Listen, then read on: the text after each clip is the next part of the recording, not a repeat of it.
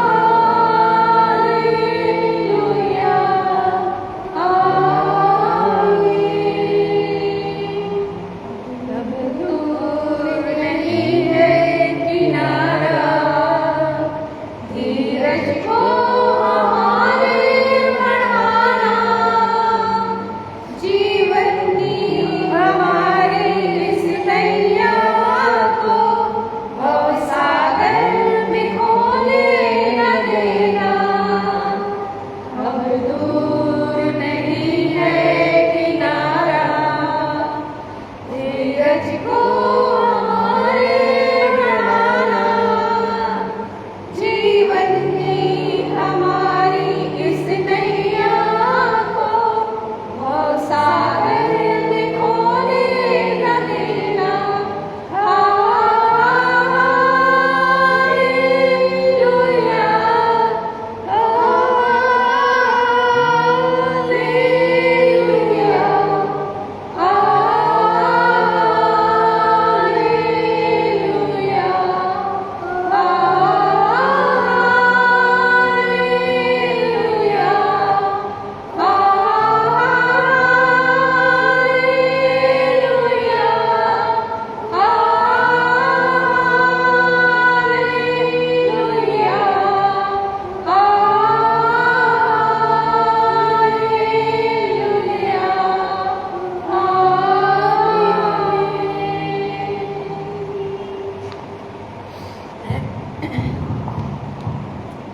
कृपया कर चलिए।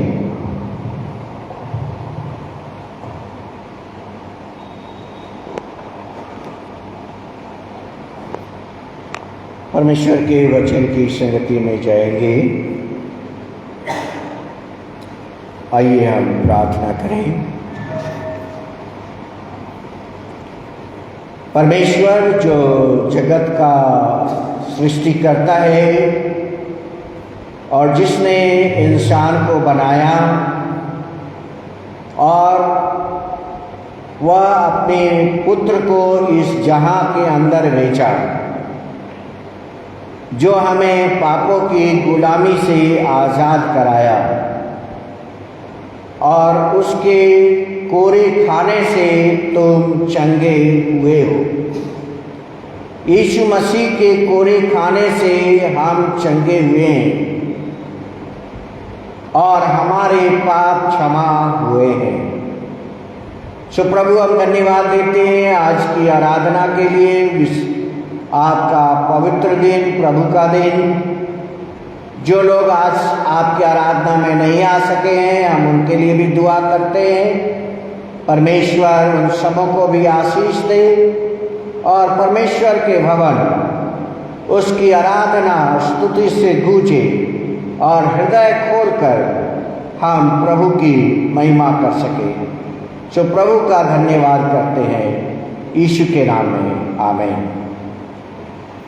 प्रेज एंड वर्शिप टीम को भी हम धन्यवाद देना चाहते हैं। आपने बहुत अच्छा प्रेज एंड वर्शिप किया और आने वाले दिनों में भी आप प्रेज एंड वर्शिप कंटिन्यू रखें। स्पेशल सॉन्ग भी देना चाहते हैं वो भी दे सकते हैं।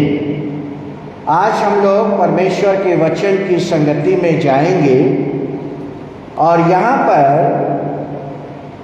आयसाया कहता है उसकी प्रभुता सर्वदा बढ़ती रहेगी और उसके शांति का अंत नहीं होगा।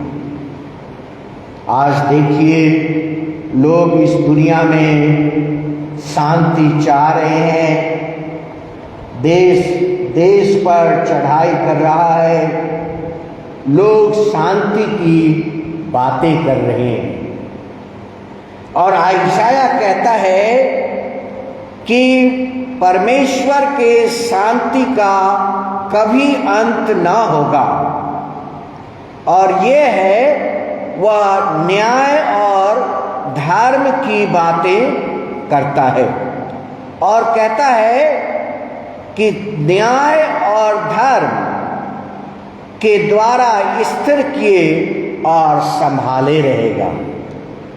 परमेश्वर ही हमारे जीवन को संभालता है और दानियल चैप्टर 9 में भी हम इस बात का वर्णन देखते हैं। रोमियो की पत्री उसका 3 अध्याय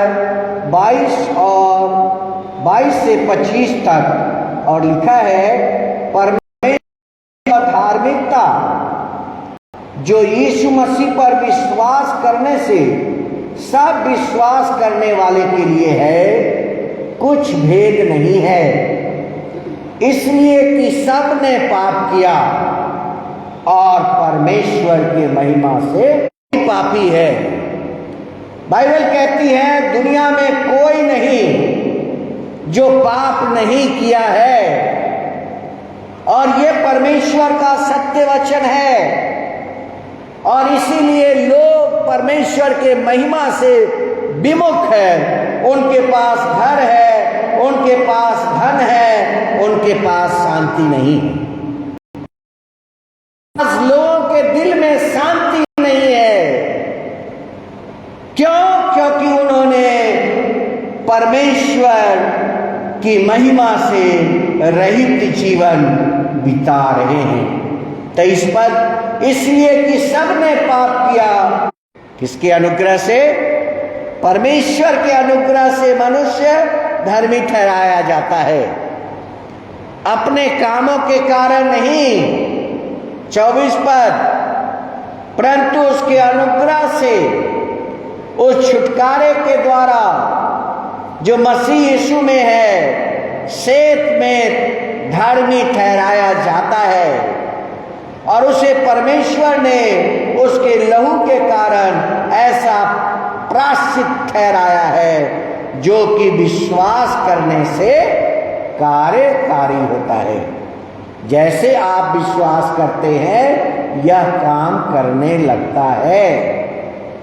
जैसे आप विश्वास करते हैं यह काम करने लगता है कि जो पाप पहले किए थे और जिनकी परमेश्वर ने अपनी सहनशीलता से आनाकानी की, उनके विषय में अपनी धार्मिकता प्रकट करता है।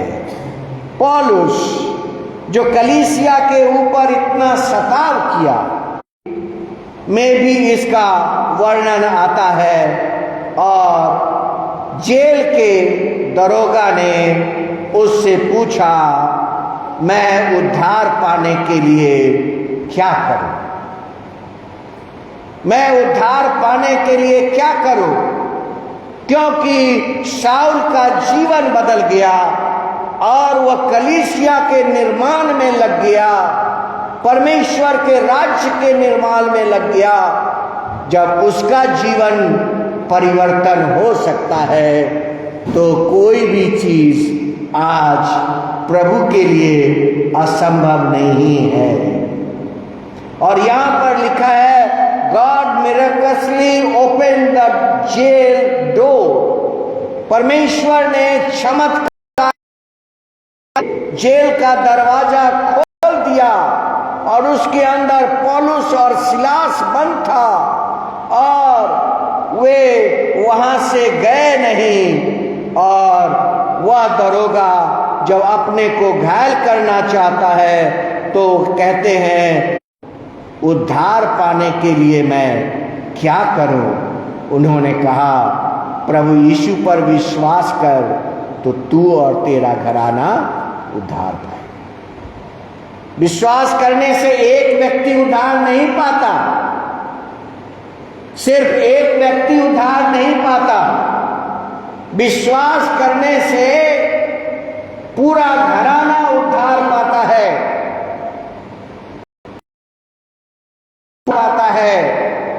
और तब लिखा है, उन्होंने उसके पांव को धोया। पौलुस और सिलास के पांव को उसने धोया। के पंक्ति में खड़े हो जाते हैं। यूहन्ना 10 अध्याय में यीशु मसीह ने 25 पद में कहा, यीशु ने उन्हें उत्तर दिया, मैं तुमसे कह दिया और तुम प्रतीति करते ही नहीं। जो काम मैं अपने पिता के नाम से करता हूं वे ही मेरे गवाह है। यीशु मसीह को किसी की गवाही की जरूरत नहीं थी। यीशु मसीह ने कहा, जो मैं ईश्वर का काम कर रहा हूं यह काम ही। यीशु मसीह को किसी मनुष्य के सर्टिफिकेट की जरूरत नहीं। आज लोग परमेश्वर के लोगों का भी न्याय करने लगते हैं। किसने यह अधिकार दिया कि तुम दूसरे का न्याय, क्योंकि तुम मेरे भेड़ों में से नहीं हो। मेरी भेड़ें मेरा शब्द सुनती है और मैं उन्हें जानता हूं और वे मेरे पीछे हो। यीशु मसीह अपने लोगों के लिए कह रहे हैं और वह कहते हैं अगर जो कोई उन्हें क्या मिलेगा? जो कोई यीशु मसीह के पीछे हो लेगा उसे क्या मिलेगा? और तब परमेश्वर का वचन यूहन्ना 10 अध्याय 29 पद और 28 पद में लिखा है और वे कभी नाश न होंगे और कोई उन्हें मेरे हाथ से छीन नहीं सकता। प्रभु यीशु मसीह कहते हैं उन्हें कोई भी मेरे हाथ से छीन नहीं सकता। और यहाँ पर आयजाया कहता है कि उसके शांति का अंत कभी नहीं। मनुष्य को शब्दों का शांति दे सकता है, परंतु मनुष्य को हृदय की शांति नहीं दे सकता।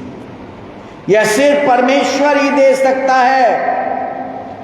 और लिखा है सर्वदा के लिए न्याय और धर्म के द्वारा स्थिर किए और शांति स्थापना में अपना हाथ बढ़ाए। This is also the duty of the church to establish peace in the world. ये हमारी भी ड्यूटी है, परंतु दुर्भाग्य है कि हम आपस में ही लड़ते रहते हैं। This is the duty of the church. ये कलीसिया की ड्यूटी है कि दुनिया के अंदर शांति स्थापित करने में अपना हाथ बढ़ाए। रोमियो 8 अध्याय और वहां पर लिखा है तो कैसे श्राप देने जाता है लेकिन उसके मुंह से आशीर्वाद निकल जाता। शांति की स्थापना में हमारा क्या योगदान है? प्रभु यीशु मसीह कहते हैं उसके शांति का कभी अंत नहीं होगा। हमारा क्या योगदान है? हमारा चर्च का, कलीसिया का यह प्राइमरी ड्यूटी है कि वह भी इस दुनिया में शांति के लिए काम करे, शांति के लिए काम पहलौठा ठहरे। परमेश्वर ने आपको पहले से ठहराया है। और 30 पद में कहता है जिन्होंने उसे पहले से ठहराया उन्हें बुलाया भी, और जिन्हें बुलाया उन्हें धर्मी भी ठहराया, जिन्हें धर्मी ठहराया उन्हें महिमा भी दी। यह है परमेश्वर का शांति, यह है परमेश्वर की प्रतिज्ञा, यह है उस व्यक्ति का शब्द जो कलीसिया का विरोधी था आया। और वही लिखता है रोमियो 8 अध्याय में, वही व्यक्ति जिसने यीशु को पाया, यीशु मसीह को अपना मुक्तिदाता ग्रहण किया, जिन्होंने परमेश्वर के कलीसिया की स्थापनाएं की, वही कहता है कि जिसे उसने पहले से ठहराया उसको बुलाया भी और उन्हें धर्मी भी ठहराया। वर्णन करता है कि हमारा विरोधी कौन है। 31 पद, सो हम इन बातों के विषय में क्या कहें? यदि हमारी परमेश्वर ओर है तो हमारा विरोधी कौन हो सकता है? रोमियो 8 अध्याय और 31 पद, रोमियो 8 अध्याय और 31 पद में सेंट पौलुस कहता है अब मैं क्या कहूं? वो कलीसिया को भी न रखोड़ा, परंतु उसे हम सब के लिए दे दिया। वह उसके साथ हमें सबको सब कुछ क्यों न देगा। अंत में वह कहता है, मैं जो कुछ हूं परमेश्वर की दया के कारण। और तब वह कहता है फिलिपियों 1 अध्याय 9 पर, मैं तुम्हारे लिए प्रार्थना करता हूं। तब क्या कहता है अंत में, मैं तुम्हारे लिए प्रार्थना करता हूं। और किन बातों के लिए? तुम्हारा प्रेम, तुम्हारा ज्ञान और तुम्हारा विवेक। इन 3 विषय के लिए मैं प्रेयर करता हूं।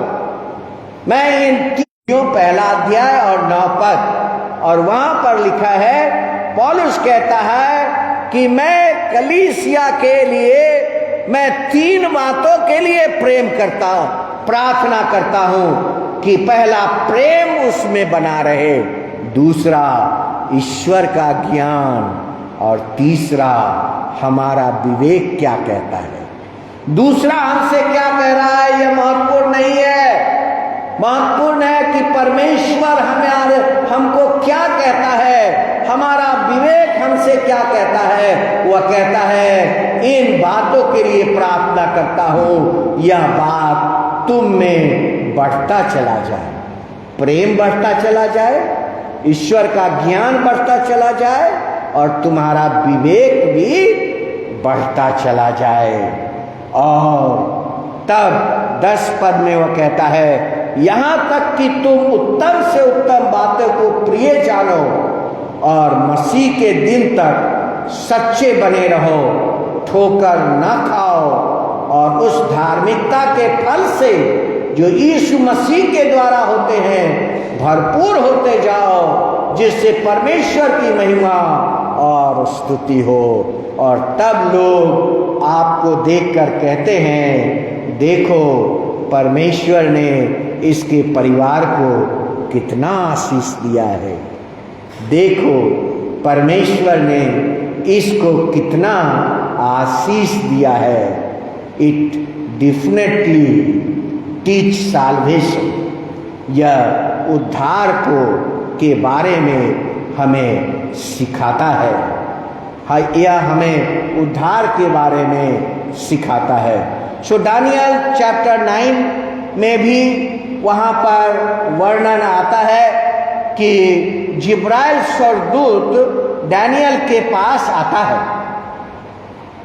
ये नहीं कि सिर्फ यीशु मसीह के जन्म के समय ही स्वर्गदूतों का वर्णन है।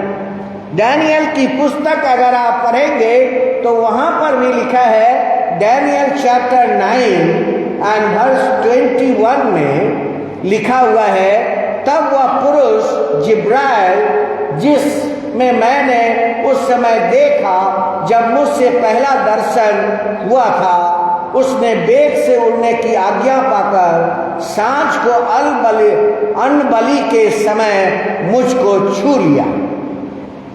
एक स्वर्गदूत आया, दानियल कहता है चैप्टर 9 में, और उसका नाम जिब्राइल था, और लिखा है कि उसने दानियल को छू लिया।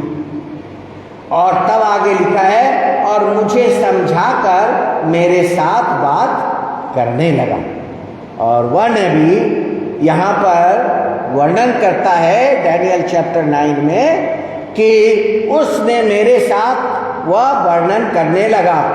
उसने मुझसे कहा, हे दानियल, मैं तुझे बुद्धि और प्रवीणता देने को अभी निकल कर आया हूँ। सेंट पौलुस क्या कहता है, मैं 3 बातों के लिए कलीसिया के लिए प्रार्थना करता हूँ।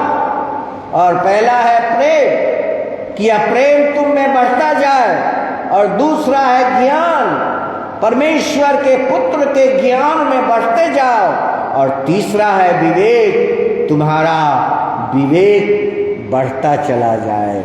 और यहाँ पर दानियल 9 अध्याय में कहता है, दानियल कहता है कि जिब्राइल ने मेरे शरीर को छू लिया और मुझसे बातें करने लगा, और क्या कहा, मैं तुझे बुद्धि और प्रवीणता देने आया हूं।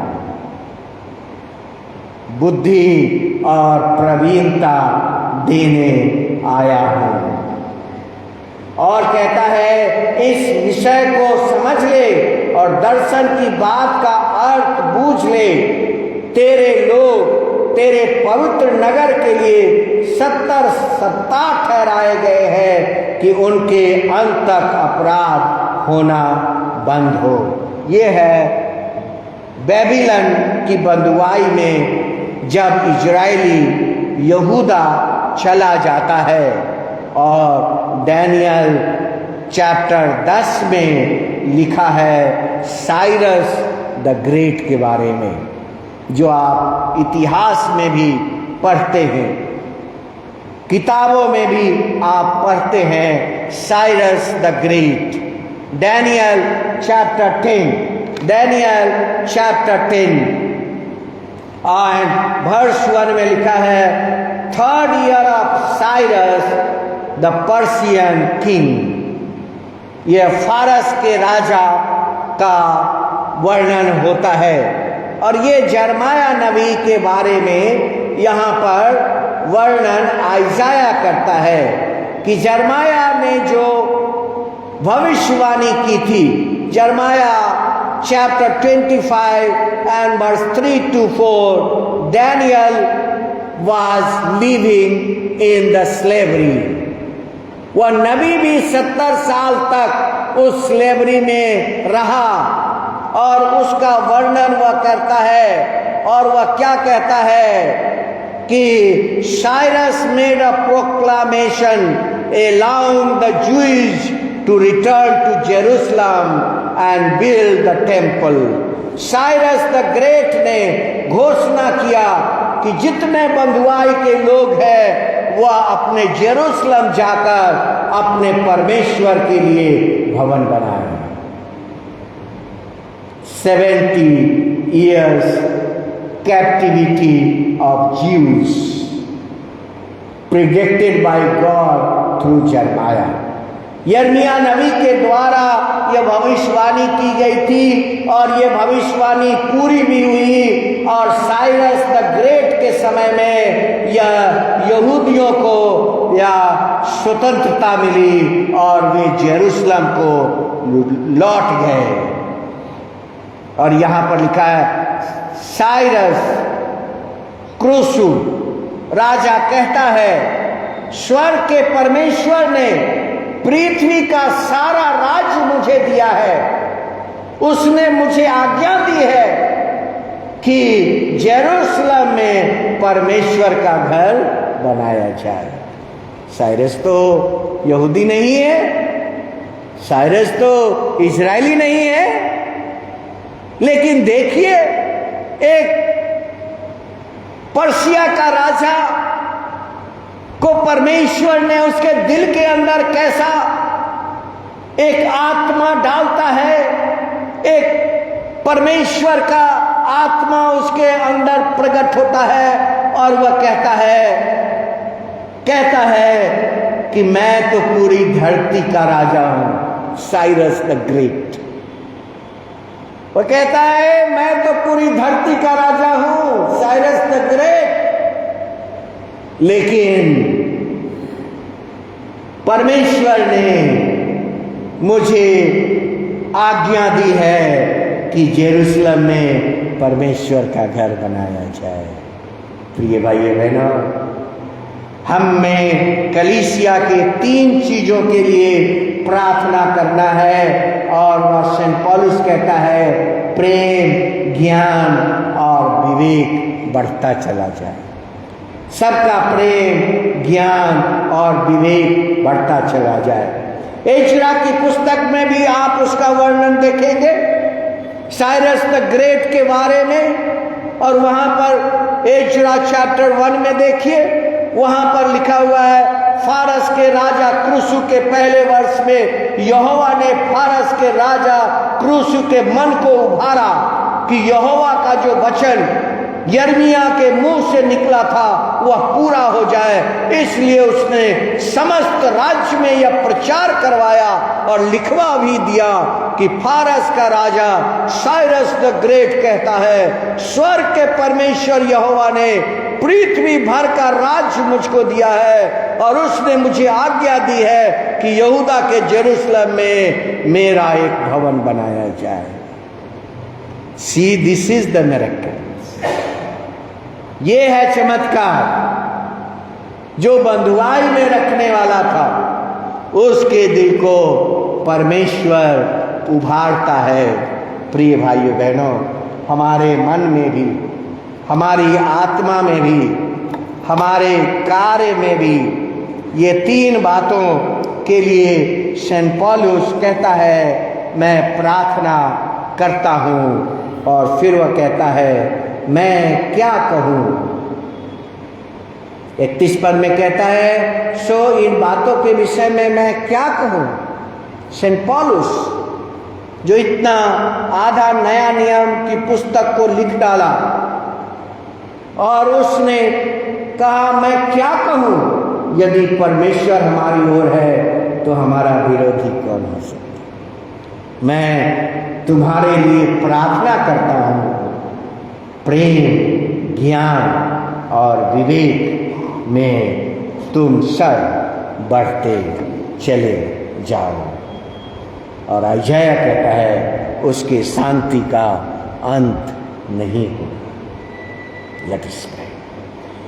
प्रभु धन्यवाद देते हैं जब यहूदा बेबीलोन की बंधुआई में चला जाता है, यिर्मयाह नबी की भविष्यवाणी पूरी होती है, लेकिन वहाँ पर एक राजा प्रकट होता है, साइरस द ग्रेट, और वह ज्यूस को उसकी बंधुआई से आज़ाद करता है। और यहोवा परमेश्वर ने उसके हृदय में यह बात डाली जो ना तो यहूदी था और न तो वह व्यक्ति इजरायली था, वह तो फारस देश का, पर्सिया का राजा था। परमेश्वर ने उससे कहा कि मेरे लिए जेरूशलेम में भवन बना। उसकी टूटे हुए भवन को बनाओ, उसकी शहर पनाह को बनाओ। परमेश्वर के टूटे हुए भवन को बनाओ। परमेश्वर हम धन्यवाद करते हैं। And saint Paulus says I pray for the congregation. मैं कलीसिया के लिए प्रार्थना करता हूँ, उनके प्रेम के लिए, for their love, their knowledge and their concerns. उसके प्रेम, ज्ञान और विवेक के लिए मैं प्रार्थना करता हूँ। और सेंट पौलुस कहता है मैं क्या कहूँ, अगर परमेश्वर हमारे साथ है तो हमारा विरोधी कौन हो सकता है। धन्यवाद करते हैं प्रभु। और लिखा है जो परमेश्वर से प्रेम रखते हैं उनके बातें, सब बातें मिलकर उसके लिए भलाई को उत्पन्न करती है। हम पूरी कलीसिया के लिए दुआ करते हैं, एक एक बच्चों के लिए, जवानों के लिए, बुजुर्गों के लिए, पुरुष और स्त्री, सब लोगों के लिए परमेश्वर का प्रेम, परमेश्वर का ज्ञान और उसका विवेक सब में बढ़ता चला जाए। यीशु के नाम में आमीन। हम लोग अंतिम गीत गाएंगे और उसी समय आज का ऑफरिंग इकट्ठा कर लेंगे। इसी समय आज का ऑफरिंग इकट्ठा करें।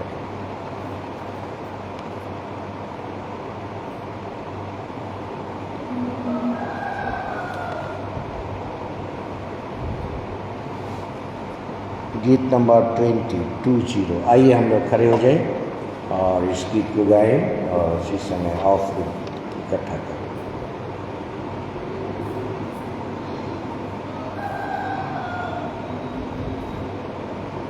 हम तेरी ये बात तूने बख्शा हमको, उसी को के मुझे दुनिया का हो। हालेलुया तेरी हम्द, हालेलुया सदा, हालेलुया तेरी हम्द। फिर हमको जिला, हम तेरी मसीह की तो हो इंसान, चले पर जाओ दे के फिर गया आसमान। हालेलुया तेरी हालेलुया सदा, हालेलुया तेरी हम्द। फिर हमको जिला, हम तेरी पाक अपनी रोशनी चमका कर जाहिर मसीह को हिदायत फरमा। हालेलुया तेरी हम्द, हालेलुया सदा, हालेलुया तेरी हम्द। फिर हमको जीना तारीफों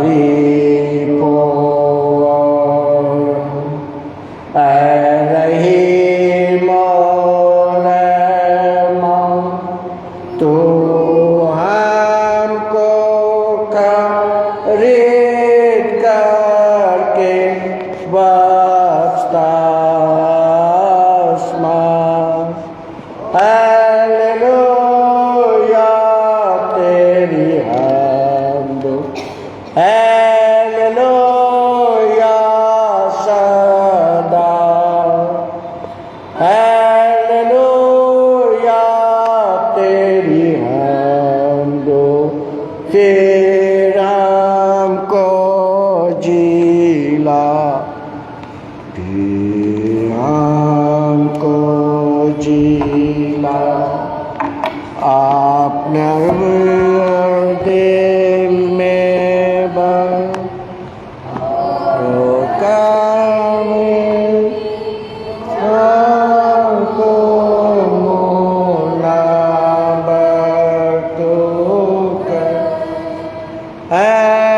हालेलुया तेरी हम्द, हालेलुया